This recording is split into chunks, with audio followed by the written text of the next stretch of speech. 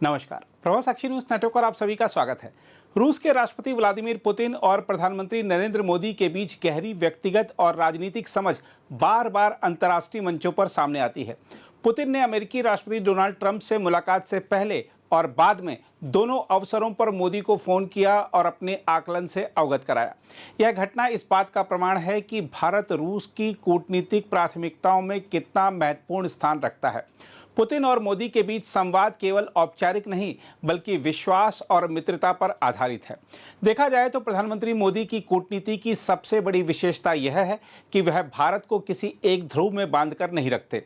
America के साथ रणनीतिक साझेदारी जैसे क्वाड, रक्षा समझौते, तकनीकी सहयोग को वह मजबूती देते हैं। रूस के साथ ऐतिहासिक रक्षा और ऊर्जा सहयोग को वह गहराई से बनाए रखते हैं। चीन के साथ प्रतिस्पर्धा और टकराव के बावजूद संवाद और सहयोग के रास्ते खुले रखते हैं। यह रणनीति भारत को वैश्विक राजनीति में संतुलनकारी शक्ति की भूमिका देती है।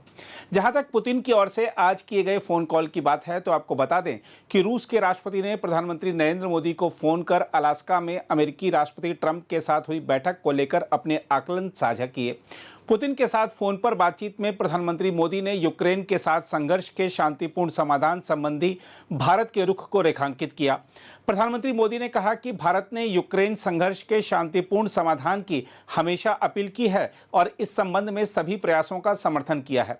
दूसरी ओर पुतिन ट्रंप वार्ता के तुरंत बाद चीनी विदेश मंत्री वांग यी की भारत यात्रा और अजीत डोभाल के साथ सीमा विवाद पर वार्ता यह दिखाती है कि भारत इस समय महाशक्तियों की कूटनीतिक गतिविधियों के केंद्र में है। गलवान घाटी के बाद से भारत चीन संबंध तनावपूर्ण रहे हैं, लेकिन अब उच्च स्तरीय संवाद के जरिए नई विश्वास बहाली पर चर्चा हो रही है। वांग यी की यह यात्रा केवल द्विपक्षीय वार्ता तक सीमित नहीं है, बल्कि यह संकेत भी देती है कि चीन भारत के साथ टकराव कम करके सहयोग की संभावनाएं तलाशना चाहता है।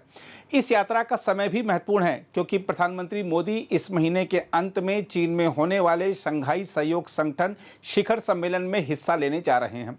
हम आपको यह भी याद दिला दें कि कुछ समय पहले रूस ने सार्वजनिक रूप से कहा था कि भारत, रूस और चीन का त्रिगुट यानी RIC फिर से सक्रिय होना चाहिए। रूस के लिए यह इसलिए महत्वपूर्ण है क्योंकि पश्चिमी प्रतिबंधों के बीच उसे एशियाई ताकतों का साथ चाहिए।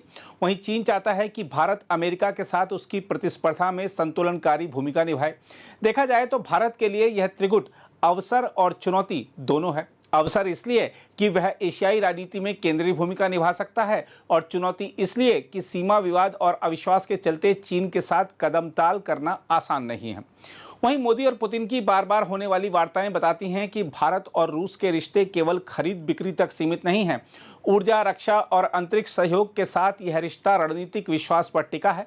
पुतिन का मोदी को प्राथमिकता से अवगत कराना इस विश्वास का प्रमाण है कि भारत किसी भी वैश्विक समीकरण में अनिवार्य खिलाड़ी बन चुका है। बहरहाल आज की दुनिया में जब अमेरिका चीन प्रतिस्पर्धा तेज है और रूस पश्चिम से अलग थलग हो रहा है, भारत की स्थिति अद्वितीय है। मोदी की कूटनीति भारत को एक साथ 3 खेमों से संवाद करने वाला एकमात्र देश बनाती है।